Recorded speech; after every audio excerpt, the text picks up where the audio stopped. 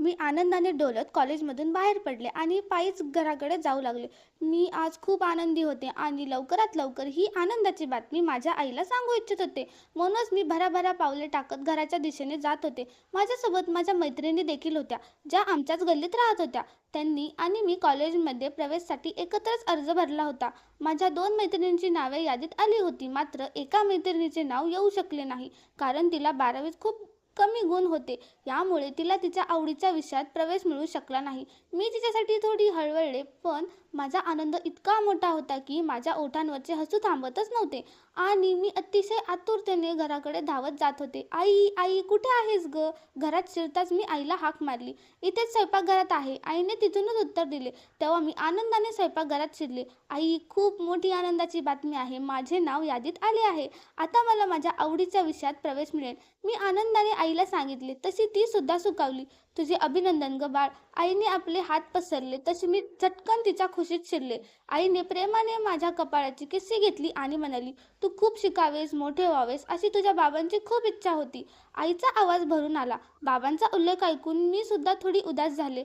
"चल आता, हे उदास होण्याची वेळ नाही. जा, तू तुझ्या आत्याला सांगून टाक." त्यांचा फोन आला होता. "तुझ्याबद्दल विचारत होत्या." मी त्यांना सांगितले की आज प्रवेशाची यादी लागणार आहे आणि तू त्याचाच शोध घ्यायला गेली आहेस. आईचे बोलणे ऐकून मी मान डोलावली आणि आत्याला फोन करायला गेले.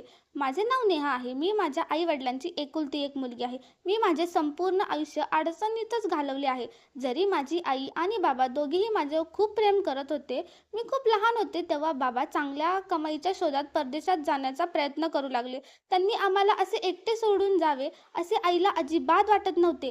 पण बाबांच्या मनात जणू काही जिद्द बसली होती. खरे तर बाबांची बहीण आणि इतर नातेवाईकांची परिस्थिती आमच्यापेक्षा खूप चांगली होती. कदाचित त्यांचे पैसे पाहून बाबांना स्वतःची परिस्थिती कमी दर्जाची वाटत असावी, म्हणूनच त्यांनी आपली परिस्थिती बदलण्याचा निश्चय केला होता. बाबांच्या हातामध्ये कसब होते. त्यांना विजेची कामे माहिती होती आणि तेच काम करून ते घर चालवत असत. पण इथे त्यांचे काम जास्त चालत नसे. बाबांच्या ओळखीचे एक गृहस्थ जे परदेशातून आले होते, त्यांनी सांगितले होते की तिथे कामासाठी माणसांची गरज आहे आणि ते बाबांना नोकरी मिळवून देऊ शकतात. बाबांचे परदेशात जाणे तसे सोपे असू शकले असते, पण जाण्यासाठी सर्वात महत्त्वाची गोष्ट म्हणजे पैसा होता, जो बाबांकडे नव्हता. बाबा पैसे जमा करण्याच्या मागे लागले. त्यांनी ठरवले होते की आता कोणत्याही परिस्थितीत बाहेर देशात जायचेच. पैसा गोळा करण्यासाठी बाबांनी घरातील वस्तू देखील विकून टाकल्या. आईने सुद्धा बाबांच्या आशेखातर आपले दागिने देऊन टाकले. "मी तुला असे 10 सेट बनवून देईन, तू काळजी का करतेस?" बाबा जेव्हा आईला समजावायचे तेव्हा आईला थोडे समाधान वाटायचे. त्यावेळी मी 5वीत शिकत होते. बाबा जाणार म्हणून आनंदी सुद्धा होते आणि दुःखी सुद्धा. आनंद यासाठी होता की बाबा तिथून खूप पैसे कमवून आणतील आणि आम्ही सुद्धा आमच्या नातेवाईकांसारखे श्रीमंत होऊ. आणि दुःख यासाठी होते की बाबा कधीतरीच घरी येणार होते. बाबांशिवाय आयुष्य कसे असेल हा विचार करूनच माझे मन खचून जात असे. बाबांनी मोठ्या कष्टाने परदेशात जाण्याइतके पैसे गोळा केले आणि आईला व मला ढिगभर आशा दाखवून ते परदेशात निघून गेले. तिथे गेल्यावर काही काळापर्यंत आईचा बाबांशी संपर्क होता, पण जोपर्यंत बाबांना नोकरी मिळाली नाही तोपर्यंत त्यांनी पैसे पाठवले नाहीत. हळूहळू त्यांनी आईशी बोलणे कमी केले आणि मग एक दिवस पूर्णपणेच बंद केले. बाबांशिवाय घर चालवणे किती कठीण झाले होते याची कल्पना कोणीच करू शकत नाही. आईकडे जे थोडेफार पैसे होते ते संपले. तेव्हा खाण्यापिण्याचेही हाल होऊ लागले. आईने बाबाशी संपर्क साधण्याचा आणि त्यांची खुशाली मिळवण्याचा खूप प्रयत्न केला, पण काहीच पत्ता लागला नाही. बाबांची काहीच बातमी मिळत नव्हती. आमचे जे श्रीमंत नातेवाईक होते ते मदत करण्याऐवजी उलट आमचीच थट्टा उडवत असे. ते म्हणायचे, "रमेशला काय बुद्धी सुचली होती कोणास ठाऊक, एवढी उंच भरारी घ्यायला गेला. बायको मुलीला इथे वाऱ्यावर सोडून स्वतः परदेशात निघून गेला." मला एक मामा आणि एक आत्या होती. मामांची स्वतःची परिस्थिती इतकी चांगली नव्हती की ते आम्हाला जास्त मदत करू शकतील. तरीही त्यांच्याकडून जेवढे शक्य होते तेवढे ते करत असत. पण त्यांच्या पत्नीला, मामीला ही गोष्ट अजिबात आवडत नसे. आत्याने कधीच कोणत्याही बाबतीत आमची साथ दिली नाही. ती नेहमी सांगून टाकायची की माझ्या पतीची परवानगी नाही. आई तरी किती दिवस बाबांची वाट पाहणार होती? ते तर फसून निघून गेले होते. शेवटी आईने शिवणयंत्राचा आधार घेतला. आईवर काय वेळ आली आहे हे गल्लीतल्या सगळ्यांना ठाऊक होते. म्हणूनच आईने गल्लीतील प्रत्येक घरात निरोप धाडला की तुमचे कपडे माझ्याकडून शिवून घेत जा. गल्लीतील स्त्रिया स्वस्त दरात आईकडून कपडे शिवून घेऊ लागल्या. तेव्हा कुठे आमच्या घराची चूल पेटू लागली. आमचे घर भाड्याचे होते. जर ते स्वतःचे असते तर कदाचित बाबांनी ते सुद्धा विकून टाकले असते. कधी कधी तर मला असे वाटायचे की बाबांचा आधीपासूनच कधीही परत न येण्याचा आणि कोणतेही नाते न ठेवण्याचा विचार होता. ते स्वभावानेच विश्वासघाती होते. बाबा गेल्यावर आईने तर घर सोडून जवळ एक छोटे घर घेतले, ज्याचे भाडे कमी होते. मला बाबांची खूप आठवण येत असे. मला अनेकदा स्वप्न पडायचे की बाबा परत आले आहेत आणि माझ्यासाठी खूप सारा खाऊ आणि खेळणी घेऊन आले आहेत. पण जेव्हा माझे डोळे उघडायचे तेव्हा तिथे असे काहीच नसायचे. जसा जसा वेळ गेला बाबांबद्दल कोणतीच बातमी आली नाही. फक्त इतकेच कळले की ते तिथून दुसऱ्या कोणत्या तरी देशात निघून गेले आहेत. काळ पुढे सरकत गेला. मी माझ्या परीक्षा उत्तीर्ण झाले. परीक्षेपासून मोकळी होताच मी गल्लीतल्या मुलींना ट्युशन द्यायला सुरुवात केली. मला आईला हातभार लावायचा होता आणि माझ्या शिक्षणाचा खर्च स्वतः उचलायचा होता. आईने मला नकार दिला आणि सांगितले की तू फक्त तुझ्या अभ्यासावर लक्ष दे. मी ते तुझे कॉलेजमध्ये नाव घालून देईन. पण मी ऐकले नाही. जर घरामध्ये 4 पैसे येत असतील तर त्यात वाईट काय होते? मी आईसोबत खूप काही सोसले होते. आई रात्री चोरून जे अश्रू ढाळायची त्याचे मी साक्षीदार होते. खरं सांगू तर बाबांकडून इतक्या मोठ्या विश्वासघाताची अपेक्षा मलाही नव्हती. मी कॉलेजमध्ये प्रवेश घेतला पण कष्ट करणे सोडले नाही. आम्ही आई-लेकी फक्त धान्य खरेदी करण्यावर आणि शिक्षणावर पैसे खर्च करायचो. त्याशिवाय आम्ही दुसरी कोणतीही गोष्ट विकत घेत नसे. आईने कधी नवीन कपडे किंवा फॅशनची कोणती वस्तू घेतली नाही आणि मलाही तशी कधी हौस निर्माण झाली नाही. आम्ही साधेपणात दिवस काढले. पण मी माझे शिक्षण अर्धवट सोडले नाही. मामांकडून जेवढे शक्य व्हायचे तेवढी मदत ते नक्कीच करायचे. त्यांना स्वतःची मुले झाली तेव्हा त्यांचे खर्चही खूप वाढले होते. मामांना 4 मुले होती आणि ती सर्व वयाने माझ्यापेक्षा खूप लहान होती. खूप कष्टाने वेळ काढला पण तो काळ निघून गेला. एके दिवशी अचानक बाबा परत आले. मी बाबांना ओळखूच शकले नाही.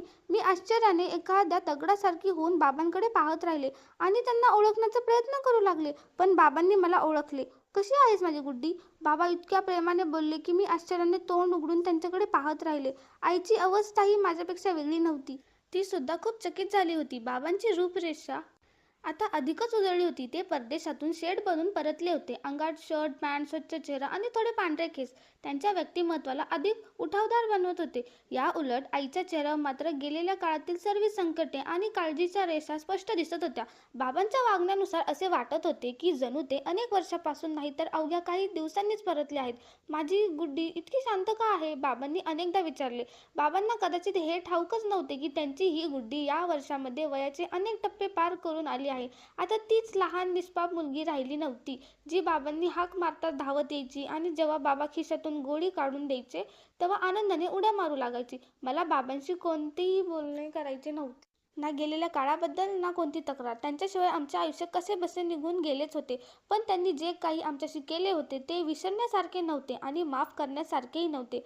परिस्थिती काही अशी निर्माण झाली होती की मी कोणताही संपर्क करू शकले नाही आणि जोपर्यंत मला तिथले कार्ड्स मिळत नाहीत तोपर्यंत मी परत येऊ शकत नव्हतो. म्हणूनच परत यायला इतकी वर्षे लागली. बाबांना सवड मिळताच आईला न येण्याचे आणि संपर्क न ठेवण्याचे कारण सांगितले. पण त्यांच्या बोलण्याने माझे अजिबात समाधान झाले नाही. बाबांच्या चेहऱ्यावरचे हावभाव त्यांच्या शब्दांना साथ देत नव्हते.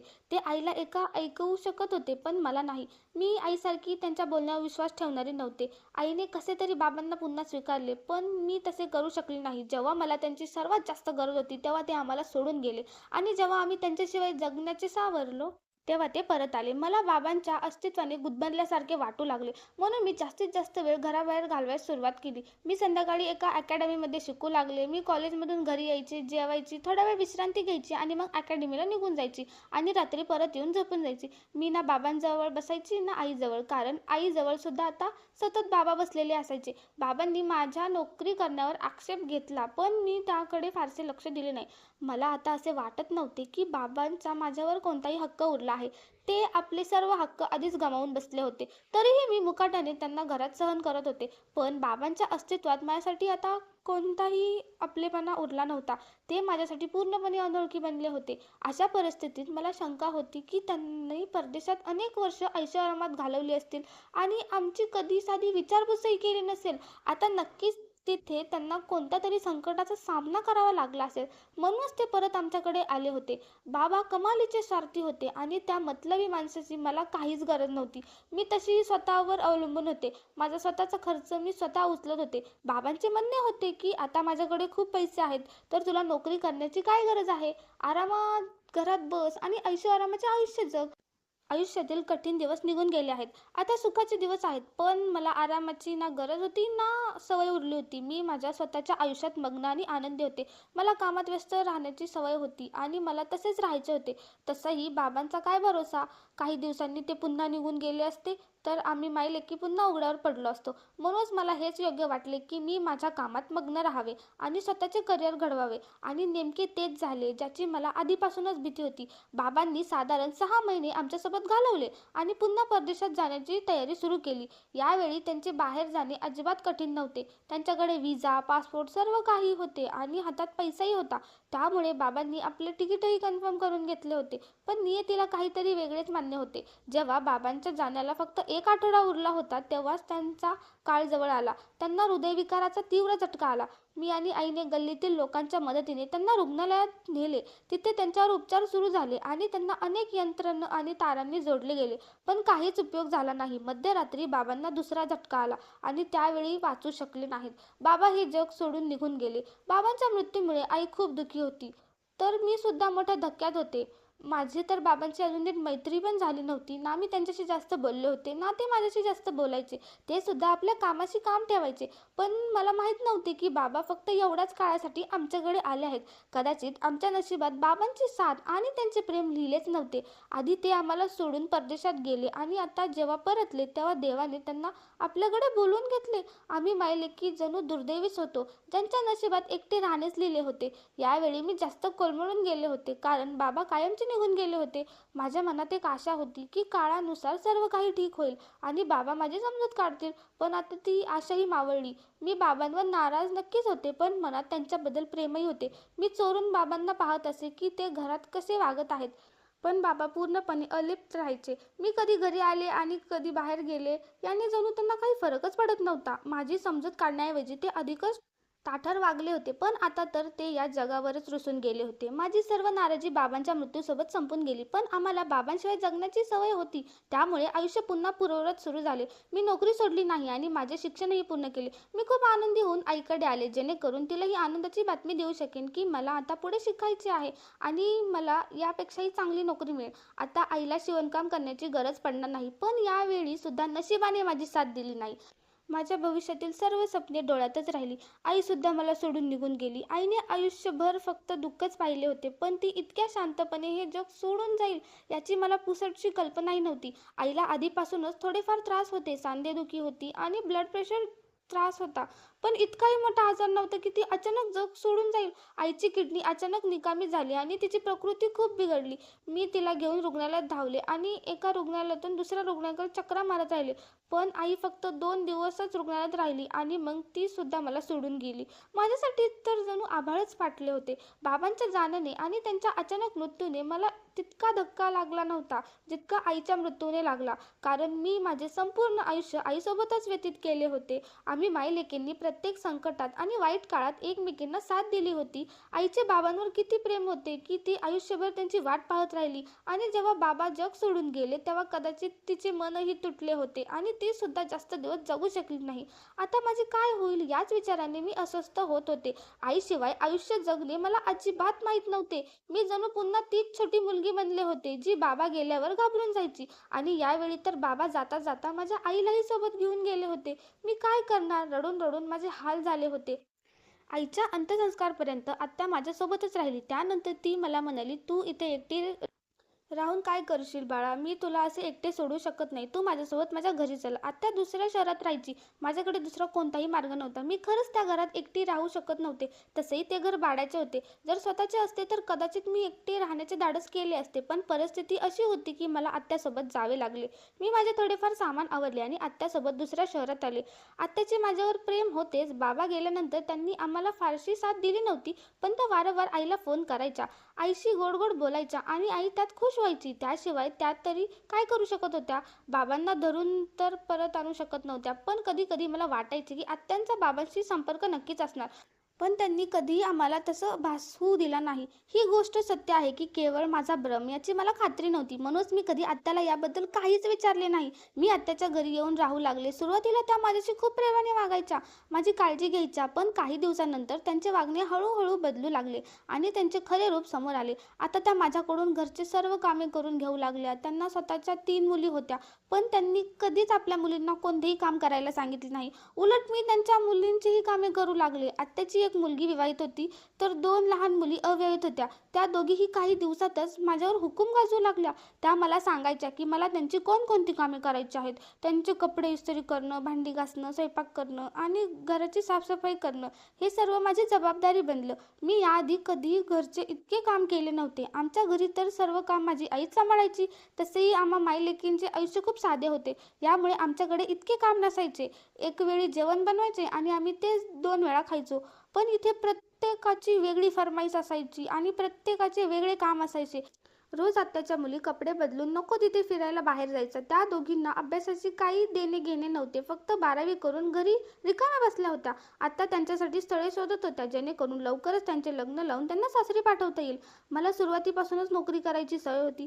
त्यामुळे घरात राहून फक्त घरकाम करणे मला अजिबात आवडत नव्हते. मी आत्याकडे अनेकदा इच्छा व्यक्त केली की मला नोकरी करायची आहे, पण आत्यांनी स्पष्ट नकार दिला. त्या म्हणाल्या, लोक काय म्हणतील? अनाथ पुतणीला घरी आणले आणि तिला कामाला लावले. मी तुझी कमाई खाणार नाही. तू फक्त घरात राहा आणि घरातच मन रमव.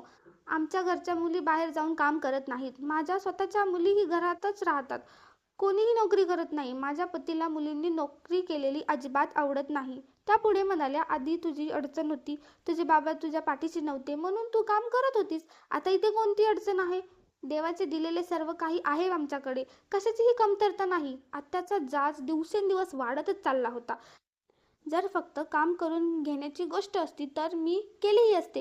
पण आत्या मला टोमणे मारायलाही सोडत नसत.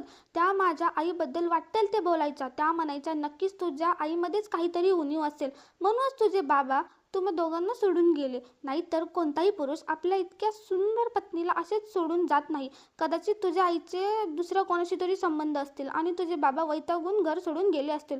आत्याचे हे बोलणे मला अजिबात सहन झाले नाही. मी लगेच म्हटले, तुम्ही काय बोलताय? माझी आई अशी अजिबात नव्हती. जर तिला काही चुकीचे करायचे असते तर जेव्हा माझे बाबा इतकी वर्षे बाहेर होते तेव्हा ती आरामात आपले आयुष्य कोणासोबतही घालवू शकली असती. पण आम्ही तसे कधीच केले नाही. आम्ही मायलेकींनी मेहनत केली, काम केले, पण कधी कोणापुढे हात पसरले नाहीत. आत्या स्वतः या गोष्टीची साक्षीदार होती की आम्ही त्यांच्याकडे कधी मदत मागितली नव्हती. मी माझ्या भविष्याचा विचार करत असतानाच आत्याच्या नवऱ्याची नजरही बदलू लागली. माझा विचार असा होता की मी लवकरच आत्याचे घर सोडून जावे आणि एखाद्या हॉस्टेलमध्ये राहण्याची सोय करावी. मी सुरक्षित होते. मी माझे BA पूर्ण केले होते आणि पुढे शिकण्याचाही माझा विचार होता. जर नशिबाने साथ दिली असती तर आत्तापर्यंत माझे MA सुद्धा झाले असते आणि मी एखाद्या चांगल्या शाळेत नोकरी करत असते. तसाही माझा एकटीचा खर्च तरी किती होता. मी सहज आपला खर्च उचलू शकले असते. त्याच वेळी आत्याने आपल्या दुसऱ्या मुलीचे लग्न ठरवले आणि आजकाल त्या तिच्या लग्नाच्या खरेदीत मग्न असायच्या. आत्या आपल्या दोन्ही मुलींना घेऊन बाजारात जायच्या आणि पाठीमागे घराची संपूर्ण जबाबदारी माझ्यावर सोडून जायच्या. या दिवसात मी आत्याच्या नवऱ्याच्या वागण्यातील बदल जाणवला. ते वारंवार माझ्या आसपास घुटमळायचे आणि माझ्याकडे टक लावून पाहायचे. त्यांनी कार्यालयातून सुट्ट्या घेतल्या होत्या, कारण नवीन वर्ष सुरू होणार होतं आणि त्यांना वार्षिक सुट्ट्या मिळायच्या. यामुळे ते या दिवसात घरीच असायचे. त्यांच्या घरी असण्याने मला काही अडचण नव्हती, पण त्यांची नजर नेहमी माझ्यावर खिळलेली असायची. तेव्हा मला खूप अस्वस्थ वाटायचे. त्यांची नजर मला अजिबात आवडत नसे. असे वाटायचे जणू ते मला वाईट नजरेने निरखत आहेत. मी बाहेर काम केले होते. मी अकॅडमीत शिकवलेही होते. म्हणूनच मला पुरुषांची नजर ओळखता येत होती. काही दिवसातच माझ्या लक्षात आले की त्यांची नजर ठीक नाही. मी त्यांच्यापासून वाचण्याचा प्रयत्न करायचे. ओढणी नीट घेऊन काम करायचे, तरी ते येऊन माझ्याकडे पाहायचे. मी त्यांच्यासमोर पडणार नाही असा प्रयत्न करायचे, पण ते एकही संधी सोडत नसत आणि जेव्हा जेव्हा संधी मिळेल तेव्हा माझ्यासमोर यायचे. एके दिवशी मी स्वयंपाकघरात काम करत होते. घरात कोणीच नव्हतं. आत्या आणि त्यांच्या मुली खरेदीसाठी गेल्या होत्या. तेव्हा ते स्वयंपाकघरात येऊन उभे राहिले. म्हणाले, मला भजी खाण्याची खूप इच्छा होत आहे, करून देशील का? मी हलकी मान हलवली आणि म्हटले, तुम्ही बाहेर बसा, मी बनवून देते. त्यांनी पुन्हा विचारले, सोबत चहा पण कर. पण ते बाहेर जाण्याऐवजी स्वयंपाकघरातच उभे राहिले. मी थोडी घाबरले. मी नजर खाली करून म्हटले, हो, चहासुद्धा बनवून देते आणि आपल्या कामाला लागले. तेव्हा ते माझ्या अगदी जवळ उभे राहिले. हळूच म्हणाले, हे बघ, मला माहीत आहे तुझी आत्या तुझ्याशी चांगले वागत नाही, पण मी तुझा हितचिंतक आहे. त्यांचा सूर असा होता की माझे संपूर्ण शरीर थरथरू लागले. मी कडक आवाजात म्हटले, मला तुमच्या सहानुभूतीची कोणतीही गरज नाही. ते आश्चर्याने माझ्या चेहऱ्याकडे पाहू लागले. मला त्यांना स्पष्टपणे सांगायचे होते की मला त्यांची ही वागणूक अजिबात आवडलेली नाही. तेव्हाच त्यांनी माझा हात धरण्याचा प्रयत्न केला. मी लगेच त्यांचा हात झटकला आणि रागाने म्हटले, तुम्ही मागे व्हा, नाहीतर मी ओरडीन आणि संपूर्ण गल्ली गोळा होईल. ते गप्प होऊन माझ्याकडे पाहत राहिले. मी लगेच स्वयंपाकघरातून बाहेर पडले आणि पळत आपल्या खोलीत गेले आणि दरवाजा आतून बंद करून घेतला. थोड्या वेळाने आत्या आणि त्यांच्या मुली खरेदी करून परत आल्या. तेव्हा मी खोली बाहेर पडले आणि आत्याला सर्व काही सांगितले की ते माझ्यावर चुकीची नजर ठेवतात आणि त्यांचे हेतू ठीक नाहीत. म्हणूनच मला त्यांच्यासोबत एकटे सोडू नका. पण माझे बोलणे ऐकताच आत्या भडकल्या. म्हणाल्या, तुझी हिंमत कशी झाली माझ्या पत्नीवर आळ घेण्याची? मी तुला माझ्या घरात जागा दिली, खायला प्यायला दिले आणि तू माझेच घर उद्ध्वस्त करायला निघाली आहेस. तुझी स्वतःची नियत खराब आहे. आत्याचे बोलणे ऐकून मी थक्क झाले. मी म्हटले, आत्या तुम्ही हे काय बोलताय? मी जे सत्य आहे तेच सांगते. आत्या रागाने म्हणाले, हे सत्य नाही, खोटे आहे. तू माझ्या पतीवर खोटा आळ घेत आहेस कारण तुला इथे राहायचे नाहीये. तुला स्वातंत्र्य हवे आहे. तुला मोकळे हिंडायची सवय आहे. तुझ्या आईने सुद्धा तुझ्यावर कधी बंधन घातले नाही. मी तुला नोकरी करायला नाही म्हणलं. आता याच गोष्टीचा तू बदला घेत आहेस. मग आत्या रागाने म्हणाल्या, जर तुला इथून जायचे असेल तर चालती हो. आत्ताच्या आत्ता माझ्या घरातून बाहेर पड. पण मी तुला माझे घर उद्ध्वस्त करण्याची परवानगी देणार नाही. मी अवाक होऊन आत्याकडे पाहत राहिले. त्या मला घरात ठेवायलाही तयार नव्हत्या. आपल्या पतीशी बोलण्याऐवजी त्या उलट माझ्यावरच आरोप करत होत्या. माझ्याकडे इतके पैसेही नव्हते की मी एखाद्या वसतिगृहात राहू शकेन. म्हणूनच मी आत्याचे घर सोडले आणि महिला आश्रमात जाऊन राहू लागले. पण मी ठरवले होते की लवकरच नोकरी शोधून स्वतःचा खर्च स्वतः उचलेन. सध्या मला थोडा वेळ हवा होता कारण मी खूप मानसिक ताणतणावात होते. मला वाटले की काही दिवसात आश्रमात शांतपणे राहावे आणि मग आपल्या आयुष्याचा विचार करावा. पण तिथे जाऊन जास्त वेळ झाला नव्हता. तर आत्या पुन्हा तिथे आल्या. त्या माझी माफी मागू लागल्या. त्यांचे हे वागणे पाहून मी थक्क झाले. कधी राग, कधी प्रेम, त्यांचा स्वभावच समजत नव्हता. मी त्यांना माफ तर करू शकत होते, पण त्यांच्या घरी परत जाऊ इच्छित नव्हते, कारण मला तिथे पुन्हा तेच सर्व सोसावे लागले असते. पण आश्रमातही खूप बंधने होती. तिथून बाहेर जाण्याची परवानगी नव्हती आणि तिथले वातावरणही तसे नव्हते. मी विचार केला होता तसंच झालं. हळूहळू मला जाणीव झाली की तिथे आश्रमात राहणेही माझ्यासाठी योग्य नाही. म्हणूनच मला वाटले की आत्याला माफ करून त्यांच्यासोबत परत जावे आणि तिथूनच आपल्या भविष्याचा विचार करावा. मी मनातल्या मनात ठरवले की यावेळी मी लवकरच निर्णय घेईल आणि नोकरी नक्कीच करेन. मग आत्याने नकार दिला किंवा परवानगी दिली नाही तरी चालेल. तरीही मी काम करून काही पैसे जमेन आणि नंतर हॉस्टेलमध्ये राहायला जाईन. असा विचार करून मी आत्यासोबत त्यांच्या घरी परतली. पण यावेळी माझ्यासोबत काय होणार आहे याची मला पुसटशी कल्पनाही नव्हती. आत्या इतक्या कठोर असू शकतात याचा मी विचारही करू शकत नव्हते. घरी पोहोचतात त्यांनी मला सांगितले की त्या माझे लग्न लावून देणार आहेत. त्या माझे लग्न कोणाशी करू इच्छितात हे ऐकून मी थक्क झाले. ना माझ्यासाठी काही स्थळ आले होते, ना मी अशा कोणत्याही मुलाला ओळखत होते ज्याच्याशी माझे लग्न होऊ शकले असते. आत्या म्हणाल्या, मी तुझ्यासाठी मुलगा शोधला आहे. मला अधिकच आश्चर्य वाटले. मग त्या म्हणाल्या, हे मी यासाठी करत आहे जेणेकरून माझ्या पतीचे लक्ष तुझ्यावरून हटेल. काय सांगावे ते, तुझ्या मागे तिथे आश्रमात सुद्धा आले असते. ते तुझ्या नादात वेडे झाले आहेत. तू माझे घर उद्ध्वस्त करावे असे मला वाटत नाही. म्हणूनच मी तुझे लग्न लावून तुला पाठवून देईन. नातेवाईकांनाही सांगून टाकीन की मी तुझे लग्न लावले आहे. मी घाबरून म्हटले, आत्या मी अशा कोणत्याही माणसाचे लग्न करू शकत नाही. पण आत्या म्हणाल्या, मी तुझ्यासाठी खूप चांगला मुलगा निवडला आहे. तू काळजी करू नकोस. त्यांनी त्या मुलाबद्दल मला नीट काहीच सांगितले नाही. आता मला समजत नव्हते की आत्या माझे लग्न कोणाशी लावणार आहेत. पण मी शांत राहिले. मनातच हाच विचार होता की जर आत्याने खरोखर एखादे चांगले स्थळ निवडले असेल तर लग्न करून स्वतःचा संसार थाटेनच, माझ्यासाठी उत्तमच असेल. दुसऱ्या दिवशी काही लोक लग्नाची बोलणी करण्यासाठी आले. जेव्हा मी माझ्या होणाऱ्या पतीला पाहिले तेव्हा मी हादरूनच गेले. तो मानसिकदृष्ट्या अजिबात ठीक नव्हता. त्याला पाहताच पहिल्या नजरेत लक्षात येत होते की त्याचा मेंदू योग्य रीतीने काम करत नाही. तो अगदी लहान मुलासारखा हालचाली करत होता. अशा मानसिकदृष्ट्या कमकुवत माणसाला आत्याने माझ्यासाठी शोधून आणले होते. त्याची आई आणि बहिणी माझ्याकडे आनंदाने पाहत होत्या. त्यांच्या वेड्या मुलासाठी इतकी सुंदर आणि सुशिक्षित मुलगी मिळेल यावर त्यांचा विश्वासच बसत नव्हता. मी आश्चर्याने सर्वांचे चेहरे पाहत होते. आत्या समोर आल्या तेव्हा मी तक्रारीच्या नजरेने त्यांच्याकडे पाहिले. आत्या माझ्यावर इतका मोठा अन्याय करतील आणि मला एका वेड्या माणसाच्या स्वाधीन करतील याची मला कल्पनाही नव्हती. मी सर्वांसमोर स्पष्टपणे सांगितले की मी हे लग्न करू शकत नाही. चुप्प बस, सर्वांसमोर माझी नाचक्की का करतेस? अशी तोंड उघडून कोणती मुलगी नकार देते? आयुष्यभर बदनाम होऊन जाशील, मग कोणते स्थळ मिळणार नाही. माझ्या मैत्रिणीचा मुलगा आहे, करोडोंच्या मालमत्तेचा एकुलता एक वारस आहे. पैशाशिवाय आयुष्य चालत नाही. तू स्वतः गरिबी पाहिली आहेस, तुला तर माहीतच आहे. आत्या ओरडल्या.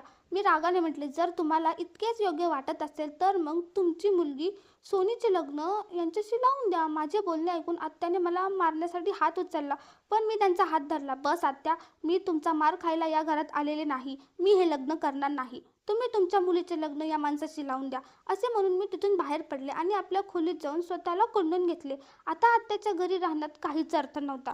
मला तिथून निघून जायला हवे होते आणि मी तेच केले. मी परत आपल्या शहरात आले आणि थेट मामांच्या घरी पोचले.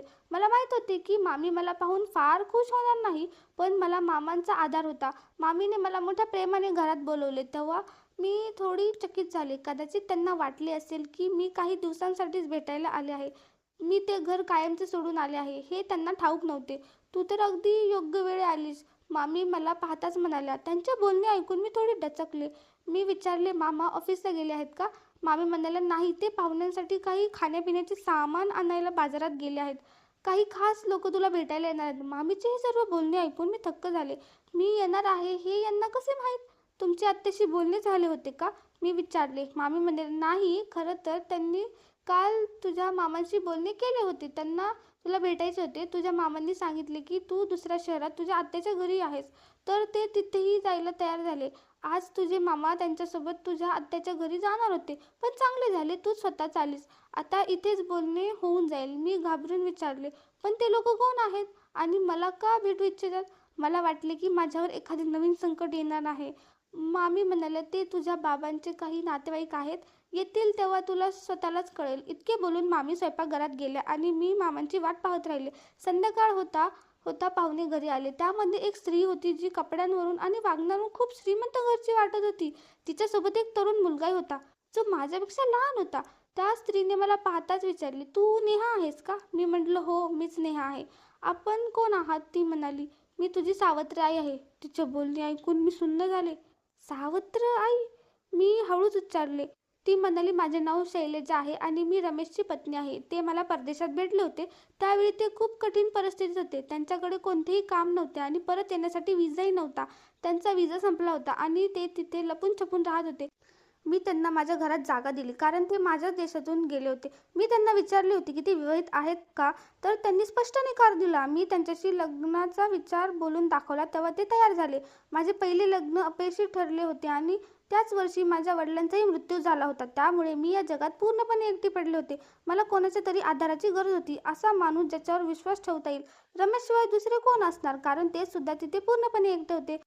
तिथे त्यांचे कोणीही नव्हते आणि आपल्या देशात परत जाण्याचा कोणताही मार्ग त्यांच्याकडे नव्हता, कारण जोपर्यंत त्यांना ग्रीन कार्ड मिळत नाही तोपर्यंत ते परत जाऊ शकत नव्हते. त्यांना कार्ड मिळवून देणे माझ्याच हातात होते. माझ्याशी लग्न केल्यानंतर त्यांच्यासाठी कार्ड मिळणे सोपे झाले असते, पण जोपर्यंत मला वाटत नाही तोपर्यंत ते आपल्या देशात परतणे शक्य नव्हते. मी त्यांना एकदा दोनदा विचारलेही, पण त्यांनी नेहमी हेच सांगितले की तिथे त्यांचे कोणीही नाही. म्हणून मी सुद्धा निश्चिंत झाले आणि त्यांच्यासोबत आनंदाने आयुष्य जगू लागले.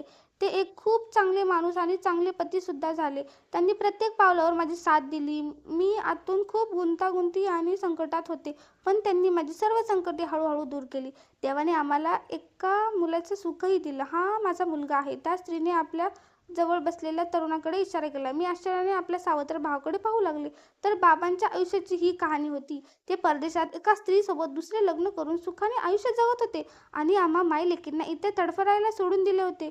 ती स्त्री पुन्हा बोलू लागली तेव्हा मी विचारातून बाहेर आले. आम्ही एकत्र खूप चांगले आयुष्य जगलो. काही काळापूर्वी ते भारतात येण्यासाठी अस्वस्थ होत होते, म्हणून मी त्यांना इथे पाठवले. तोपर्यंत मला हे माहीत नव्हते की त्यांनी भारतात आधीच एक लग्न केले होते. जेव्हा ते आजारी पडले तेव्हा त्यांनी रुग्णालयातून मला फोन करून सांगितले की त्यांची प्रकृती खूप खराब आहे आणि ते रुग्णालयात दाखल आहेत.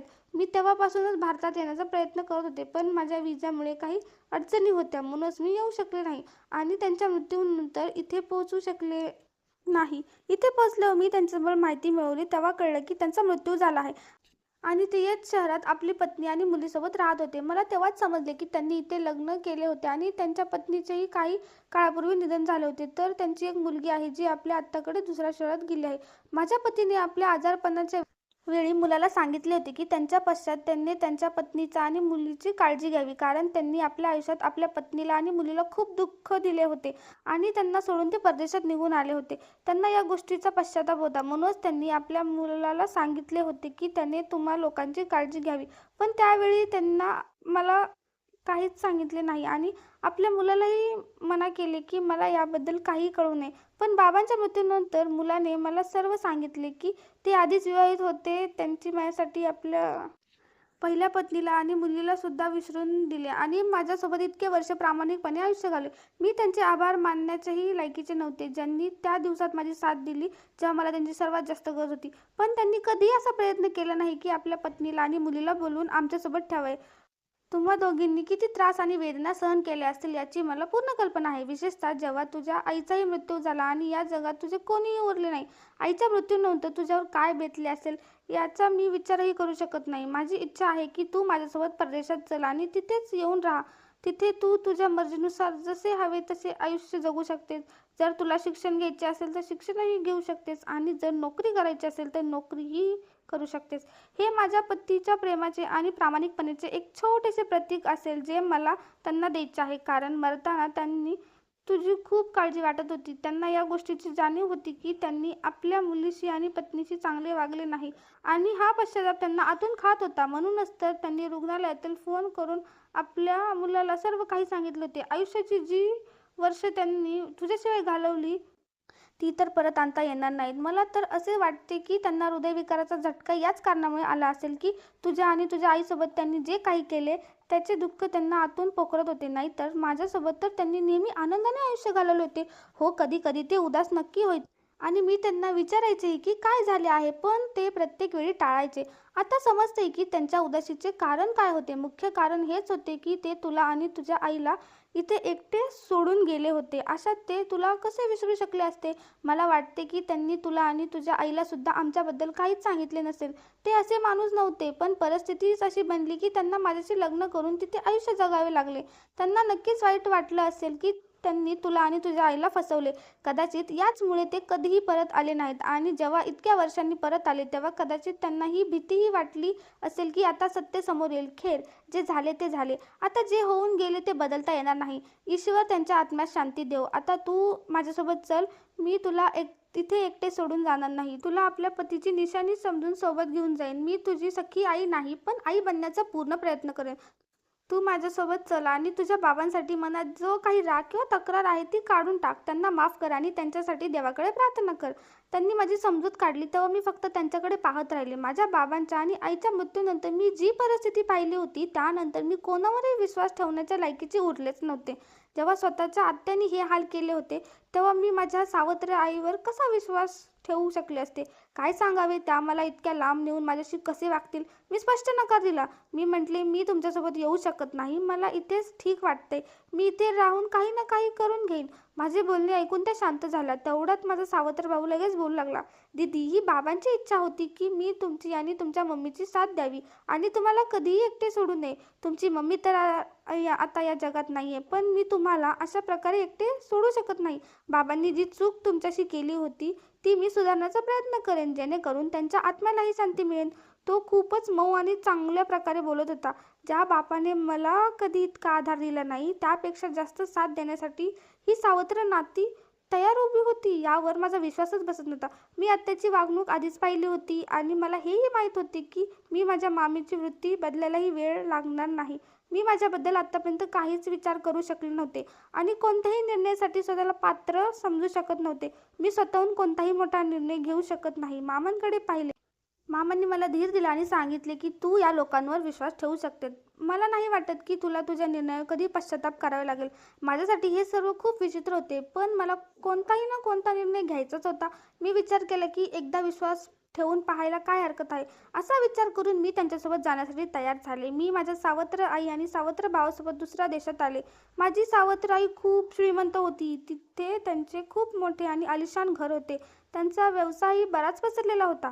तिथे येऊन मी सुद्धा आपल्या कामात मग्न झालो. माझा सावत्र भाऊ माझा खूप आदर करायचा आणि नेहमी माझी काळजी घ्यायचा. सावत्र आईची वागणूकही माझ्याशी खूप चांगली होती. तिथले लोकही त्या लोकांपेक्षा कितीतरी पटीने चांगले होते, ज्यांमध्ये मी आधी राहत होते.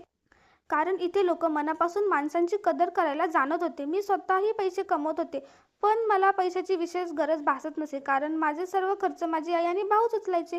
ते माझा एकही रुपया खर्च करू देत नसत. त्यांच्या प्रेमापुढे मी सुद्धा हार मानायचे आणि त्यांचे म्हणणे ऐकायचे. पण स्वतःला व्यस्त ठेवण्यासाठी मी नोकरी धरली होती, म्हणून मी माझ्या कमाईचे पैसे माझ्या मर्जीने मामांना पाठवून द्यायचे. मामांनी प्रत्येक चांगल्या आणि वाईट काळात माझी आणि आईची साथ दिली होती. त्यांचे उत्पन्न जास्त नव्हते, तरीही त्यांना कधीही आमची साथ सोडण्याबद्दल विचार केला नाही. ते फक्त पैशांनीच नाही तर प्रत्येक प्रकारे आमच्या पाठीशी खंबीरपणे उभे राहायचे. याच कारणामुळे मी विचार केला की आता माझी वेळ आली आहे त्यांना मदत करण्याची. मामा माझ्याकडून पैसे घ्यायला तयारच नव्हते. ते म्हणायचे की तू माझ्या मुलीसारखी आहेस, मी मुलीकडून पैसे कसे घेऊ शकतो? तेव्हा मी त्यांना समजावले की हे पैसे तुमच्यासाठी नाहीत मामा, मी तर माझ्या लहान भावांसाठी म्हणजेच तुमच्या मुलांसाठी पाठवत आहे. माझे हे बोलणे ऐकून अखेर ते तयार झाले. जर माझ्यामुळे मामांची परिस्थिती थोडी सुधारली तर यामुळे मला खूप आनंद मिळायचा. मामांची मुले जेव्हा फोन करून मला धन्यवाद म्हणायची तेव्हा माझे मन खूप आनंदाने भरून यायचे. मला वाटायचे की आता मी इतकी मोठी झाली आहे की कोणाची तरी मदत करू शकते. आणि मग ते काही परके थोडी होते, ते तर माझ्या स्वतःच्या मामांची मुले होती, अगदी सख्ख्या भावासारखी. मी माझा सावत्र आईची आणि सावत्र भावाची सुद्धा खूप ऋणी आहे, जे माझी इतकी काळजी घेत होते जशी एखादी सख्खी आई घेत असते. जर माझा सख्खा भाऊ असता तर कदाचित त्यानेही माझी तितकी काळजी घेतली असती जशी माझा सावत्र भाऊ घेत होता. त्यांनी कधीही मला परके असल्याचे जाणवू दिले नाही. मीच विनाकारण असा विचार करत राहायचे की हे लोक माझे स्वतःचे नसून सावत्र आहेत. माझ्या आयुष्यात अचानक कसा बदल झाला याचे मला नवल वाटायचे. मी कुठून कुठे पोचले होते. बाबांनी आपल्या संपूर्ण आयुष्यात आम्हाला कधी जास्त विचारले नव्हते, पण बाबांच्या मृत्यूनंतर ज्या या सुखसुविधा मला मिळाल्या होत्या त्या कुठेतरी त्यांच्यामुळेच शक्य होऊ शकल्या होत्या. जेव्हा ते जिवंत होते तेव्हा आमच्या नशिबात सुख नव्हते, पण त्यांच्या जाण्यानंतर जणू आयुष्याने नवीन वळण घेतले होते. मी हळूहळू तिथल्या जीवनाची सवय करून घेतली. तिथे आल्यावर मला कोणत्याही प्रकारचा त्रास किंवा संकट आले नाही. उलट आता मी माझ्या आयुष्यात आनंदी होते. मी आता आरामात आणि सुखात आपले आयुष्य घालवत होते. कामात व्यस्त राहिल्यामुळे माझे मनही शांत राहायचे आणि मी विनाकारण गोष्टींमध्ये अडकत नसे. मी ईश्वराची खूप ऋणी होते, ज्याने आई बाबा गेल्यानंतर मला एकटे सोडले नाही आणि माझे आयुष्य पुन्हा आनंद, सुख आणि समाधानाने भरून दिले. तर मित्रांनो, जर तुम्हाला ही कथा आवडली असेल तर कृपया कमेंट करून नक्की सांगा. व्हिडिओला लाईक करा, प्रतिसाद द्या आणि जास्तीत जास्त शेअर करा. धन्यवाद.